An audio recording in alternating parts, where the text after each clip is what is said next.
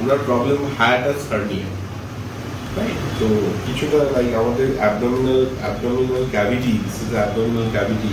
এখানে important abdominal organs রয়েছে, এখানে আমাদের লিভার রয়েছে, এই জায়গাটা আমাদের স্টমাক রয়েছে, এখানে প্যানক্রিয়াস আছে, এখানে সিকাম আছে, এখানে লার্জ ইন্টেস্টাইন আছে। তো ওনার কমপ্লেন বেসিক্যালি হায়াটাস হার্নিয়ার একটা কমপ্লেন আছে। এটার সাথে সাথে যেটা একটা আছে IBS syndrome, irritable bowel syndrome basically. হ্যাঁ, মানে হচ্ছে স্টুল হয় কিন্তু ক্লিয়ার হয়, একটু হয়ে আবার হয় না, বা ফ্রিকুয়েন্টলি স্টুল। এটা একটা কমপ্লেন উনি নিয়ে আসেন।